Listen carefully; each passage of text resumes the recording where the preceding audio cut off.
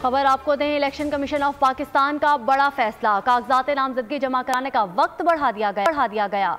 Election commission ने 2 दिन का इजाफा किया है। कागजात नामजदगी 24 दिसंबर तक जमा कराए जा सकेंगे। JUI, नून लीग और दीगर ने वक्त बढ़ाने का मुतालिबा किया था। अपडेट कर रहे हैं आपको, इलेक्शन कमीशन ऑफ पाकिस्तान ने बड़ा फैसला किया है। मज़ीद तफसीलात जानते हैं अपने नुमाइंदे फ़हद चौधरी से। जी फ़हद, क्या तफसीलात हैं?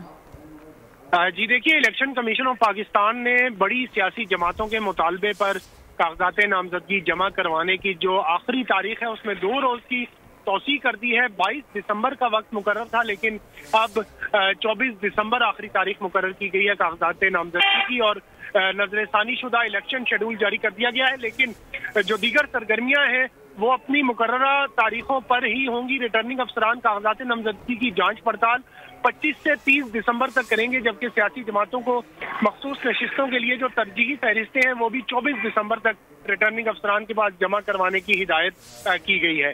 जी, कागजात नामजदगी जमा कराने का वक्त बढ़ा दिया गया है। फ़हद चौधरी हमारे नुमाइंदे अपडेट कर रहे थे, आपका शुक्रिया।